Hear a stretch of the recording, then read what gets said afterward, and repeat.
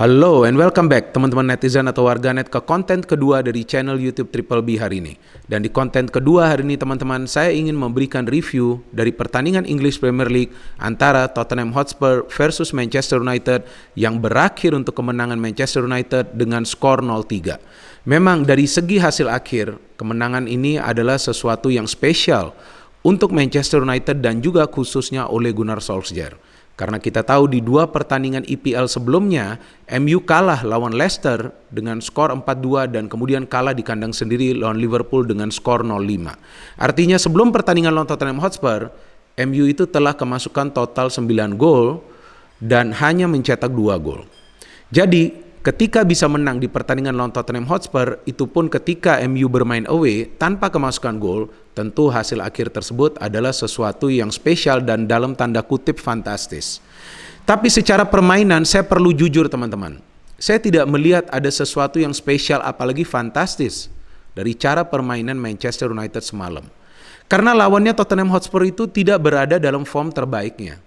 Dan dengan pelatih barunya Nuno yang memang lebih fokus dalam permainan defensif, seharusnya MU itu bisa mencetak lebih banyak gol.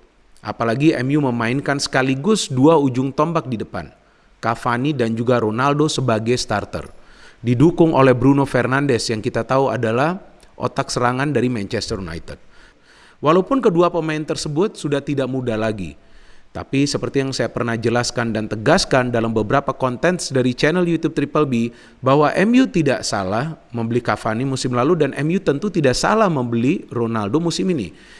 Tapi yang dibutuhkan adalah suplai bola kedua pemain ini dan ternyata itu bisa dilakukan oleh para pemain MU. Tapi yang saya harapkan adalah permainan yang lebih atraktif dari MU.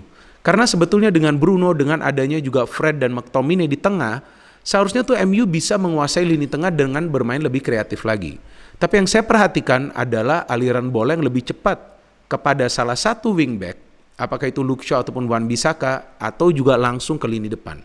Jadi tampak jelas bahwa strategi dari Ole itu adalah mengandalkan direct passing dengan harapan bisa mencetak gol secara cepat. Walaupun itu tidak mudah, karena MU membutuhkan waktu hingga akhirnya Ronaldo bisa memecah kebuntuan. Bagaimana dengan Tottenham Hotspur?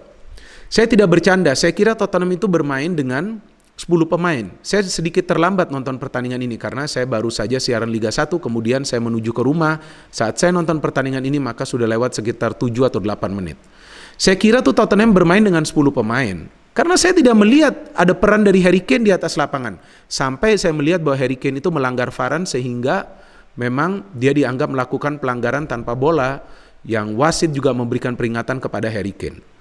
Jadi ketika Harry Kane melakukan pelanggaran itu baru saya melihat, oh ternyata Harry Kane ini bermain. Dan ternyata betul sepanjang pertandingan kita tidak melihat ancaman yang bisa diberikan oleh Harry Kane ke pertahanan dari Tottenham Hotspur apalagi ke De Gea. Jadi wajar jika MU bisa menang dengan skor telak yang menurut saya seharusnya bisa lebih telak lagi. Jika Tottenham Hotspur semalam lawannya itu adalah Chelsea atau Liverpool, ya mungkin saya pikir Chelsea atau Liverpool akan bisa mencetak lebih banyak gol lagi daripada Manchester United. Karena memang kedua tim itu juga punya kemampuan mencetak gol yang cukup baik. Sama sebetulnya seperti MU, cuma bedanya kedua tim tersebut memang punya defense yang lebih solid lagi. MU ini adalah pertandingan kedua di mana MU bisa mencatat clean sheet. Dan uniknya MU itu bisa mencatat clean sheet lawan tim-tim yang tidak punya penyerang yang tajam di lini depan. Seperti Wolverhampton, MU mampu meraih kemenangan dengan skor 0-1. Wolves banyak menyerang tapi tidak bisa mencetak gol. Kemudian lawan Tottenham Hotspur yang kita tahu form dari Harry Kane sedang menurun drastis di musim ini. Son adalah top scorer untuk sementara, tapi di pertandingan ini Son sepertinya tidak mendapatkan support yang dia perlukan dari Harry Kane. Sehingga memang tidak banyak ancaman yang bisa diberikan oleh para pemain Tottenham Hotspur ke gawang dari De Gea. Dan memang secara statistik ternyata Tottenham Hotspur tidak punya peluang yang berbahaya untuk mencetak gol. Dan ada beberapa percobaan yang dilakukan oleh Son yang justru tidak terarah walaupun mengarah. Jadi memang mengarah ke gawang dari De Gea tapi tidak terarah ke gawang dari De Gea, artinya tidak on target. Jadi masalah-masalah di Tottenham Hotspur ini yang saya pikir dimanfaatkan oleh para pemain MU agar bisa meraih kemenangan yang telak ini. Bukan berarti para pemain MU tidak bekerja keras, mereka bekerja keras. Tapi saya tidak melihat kreatif play lagi-lagi dari MU yang seperti pernah kita saksikan pada saat Manchester United itu dilatih oleh Sir Alex Ferguson dan kemudian sekilas pada saat memang dilatih oleh Jose Mourinho. Karena walaupun Mourinho juga mengandalkan permainan pragmatis, tapi MU masih bisa mengalirkan bola dari kaki ke kaki, masih bisa build up serangan dengan rapi. Tapi ini saya melihat lebih banyak mengandalkan crossing. Jadi sepertinya MU mengandalkan permainan cepat, direct pass agar bisa mencetak gol. Itu berhasil lawan Tottenham Hotspur, tapi belum tentu berhasil lawan tim-tim kuat lainnya. Belum tentu. Seperti apa yang mereka lakukan lawan Liverpool, bermain high pressing, coba untuk cepat mencetak gol, ternyata backfire. Ya kan? Ternyata justru senjata makan tuan. Karena para pemain Liverpool di depan itu tajam, sehingga mereka bisa memanfaatkan kelengahan dari para pemain MU di lini pertahanan. Seperti ada Maguire, seperti ada Lindelof, atau juga kita tahu Varane ya yang sempat cedera tapi kembali bermain di pertandingan semalam. Jadi jika penyerang-penyerang yang tajam yang turun lawan MU, maka saya kira bahwa pertahanan dari MU ini akan sulit untuk bisa mengantisipasi gerakan-gerakan dari para penyerang tersebut. Dari line up kedua tim, memang kedua pelatih tidak melakukan perubahan yang signifikan, teman-teman. Dari Tottenham Hotspur, formasinya 4-2-3-1. Dari MU, formasinya berbeda. Kali ini Ole mengubah formasi dari MU. Formasi yang dipilih adalah 3-4-1-2. Artinya ada 2 gelandang bertahan di tengah, ada 2 wingback, ada juga gelandang serang yaitu Bruno, persis di belakang 2 target man, Cavani dan juga Ronaldo. Saya pikir Ole melakukan perubahan formasi untuk memadatkan lini tengah dari Manchester United, agar para pemain Tottenham akan sulit melakukan pergerakan dari lini tengah. Maka itu apa yang perlu dilakukan oleh Nuno, yaitu tentu menginstruksikan kedua fullbacknya juga untuk aktif ikut terlibat dalam proses serangan, dan juga tentunya disiplin mengawal pergerakan-pergerakan para pemain MU yang akan melakukan pergerakan tanpa bola. Tapi justru yang kita melihat 2 fullback dari Tottenham Hotspur itu tidak berdaya lawan 2 wingback dari MU, yaitu Shaw dan juga Wan-Bissaka. Karena Shaw dan Wan-Bissaka dari menit-menit awal begitu aktif menyerang, terlibat dalam proses serangan MU, dan tampaknya mereka juga tidak mendapatkan tekanan pada saat mereka berada di lini tengah. Dan memang Tottenham Hotspur yang sebetulnya menciptakan peluang yang berbahaya sebelum Ronaldo mencetak gol. Son itu yang mendapatkan umpan dari Moura. Sayang sekali dia tidak bisa mencetak gol dari peluang yang tampak begitu ideal bagi Son untuk mengkonversikan menjadi gol. Padahal jarang-jarang loh Son gagal menciptakan gol dari dalam kotak penalti. And then kita tahu bahwa Fred yang mendapatkan peluang untuk mencetak gol, umpannya dari mana? Dari Ronaldo. Artinya Ronaldo juga di match ini turun sedikit ke tengah, karena dia bisa silih berganti bersama Cavani bertukaran posisi. Dua-duanya kan adalah target man. Dan Fred melakukan shooting yang keras. Akurat loh ini shooting dari Fred, yang bisa di-save oleh Lloris. Dan kemudian kita tahu ada Cavani juga yang mendapatkan peluang ketika ada Bruno memberikan umpan dari dalam kotak penalti. Dan akhirnya Bruno bisa memberikan umpan yang akurat kepada Ronaldo. Ini adalah assist ketiga dari Bruno di EPL sejauh ini, dan kali ini dia memberikan assist tersebut kepada Ronaldo yang melakukan timing yang tepat agar tidak terjebak offside dan bisa mencetak gol. Ben Davies, fullback dari Tottenham Hotspur, melompat tapi tidak bisa menghalau umpan dari Bruno. 0-1 to MU, tentu ya para pemain akan bermain lebih tenang lagi. Paling tidak bebannya tidak sebegitu besar sebelum pertandingan ini. Dan di second half, memang Ronaldo telah mencetak gol, tapi dia ternyata berada dalam posisi offside. And after that, kita lihat bahwa para pemain MU terus aktif melakukan pergerakan agar bisa mencetak gol keduanya. Dan finally, ketika Bruno merebut bola di lini tengah, saya pikir Oliver Skip itu ya yang gagal mengontrol bola, kemudian dia memberikan umpan kepada Ronaldo, dan Ronaldo yang biasanya menerima umpan kali ini memberikan umpan alias assist kepada Cavani yang lagi-lagi melakukan pergerakan tanpa bola yang tidak bisa dibaca oleh para pemain Tottenham Hotspur dan melakukan finishing yang brilian. Hotspur hampir mencetak gol. Ada Son yang hampir saja mencetak gol ketika dia mendapatkan umpan dari Moura, tapi ini yang menjadi persoalan bagi Tottenham Hotspur. Karena terus-menerus bola itu diarahkan kepada Son. Kane ini seperti tidak terlihat di atas lapangan. Kenapa? Ya karena Kane itu tidak bisa mencari ruang gerak yang terbuka. Nah, sulit juga bagi para pemain lain untuk memberikan umpan kepada Kane karena pasti dia akan ditempel.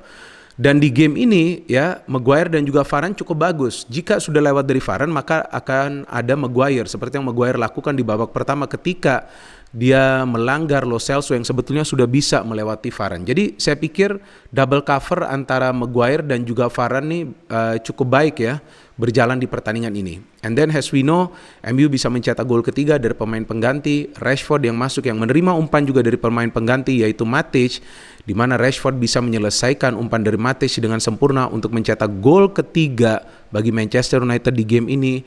Dan sebagai pemain pengganti, Rashford juga menunjukkan kemampuannya kepada Ole bahwa dia juga bisa diandalkan sebagai salah satu pencetak gol bagi Manchester United. Dan yang unik di pertandingan ini, ketiga pemain yang memang punya tugas untuk menciptakan peluang dan juga mencetak gol bisa mencetak gol di satu pertandingan. Yang pertama Ronaldo, yang kedua Cavani, yang ketiga Rashford. Oke, MU bisa menang dan menurut saya ini adalah pertandingan yang ideal untuk Ole setelah timnya kalah dengan skor telak 0-5 lawan Liverpool karena yang dia lawan adalah tim yang permainannya belum bagus. Tim yang berbeda jauh dari 2 atau 3 musim lalu. Jika Spurs sebelumnya adalah salah satu tim papan atas, saya pikir musim ini Spurs adalah tim mediocre. Jadi wajar saja MU bisa meraih kemenangan yang telak. Dan saya pikir dengan formasi ini juga belum tentu Ole akan tetap konsisten menerapkan formasi seperti ini teman-teman. Karena akan sulit bagi pemain-pemain lain untuk masuk ke line up seperti Sancho, seperti Greenwood, apalagi Rashford. Jadi saya tidak yakin bahwa formasi ini akan kembali diterapkan oleh Ole di next matches. Anyway, this is a good win for MU karena MU membutuhkan kemenangan ini untuk meningkatkan kepercayaan diri para pemain setelah kalah dalam 2 pertandingan terakhir EPL dan juga setelah susah payah menang lawan Atlanta di pertandingan Liga Champions. Tapi sebelum saya mengakhiri konten ini, saya ingin memanggil dulu penggemar dari Manchester United, yaitu Bung Jas. Ini dia teman-teman. Hai teman-teman. Ya teman-teman yang baru saja menonton konten ini ya, atau baru pertama kali melihat Bung Jas di konten ini, Bung Jas ini adalah anak saya yang merupakan penggemar MU. Jadi anak saya penggemar MU dan saya penggemar Arsenal, tapi kita baik-baik saja, ya kan? Iya, sportif kita ya, tos dulu dong. Tuh. Nah ya, jadi Bung Jas kali ini bisa tampil lagi setelah cukup sibuk teman-teman. Sulit sekali dia untuk tampil di channel YouTube Triple B. Kenapa sih kamu sibuk begitu? Kamu ngapain aja sih sampai cukup lama menghilang? Iya kan saya ada sekolah, terus ada modeling, terus saya kan juga main sepak bola dan badminton, dan paling important nonton MU. Waduh, tidak pernah loh Bung Jas ini miss pertandingan MU. Kalau mainnya dini hari pun dia tidur dulu baru kemudian bangun untuk nonton MU. Oke, bagaimana kamu lihat kemenangan MU semalam? Ngomong di sini ya biar clear.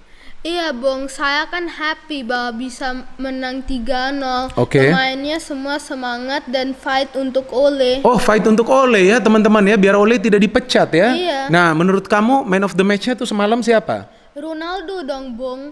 Oke, kenapa Ronaldo? Why? Iya, saya suka golnya dengan kaki kanannya. Iya, betul, yang tendangan setengah volley itu ya. Iya. Nah, kenapa sih MU itu perlu Ronaldo?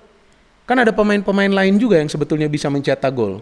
Iya, kan perlu Ronaldo jadi lebih bagus teamworknya. Iya, teamworknya lebih bagus, artinya memang kalau ada Ronaldo mau tidak mau para pemain itu harus bermain kolektif agar tentu nanti bisa membantu Ronaldo juga dalam usahanya mencetak gol ya. Oke, kamu tim Ole stay atau Ole out nih?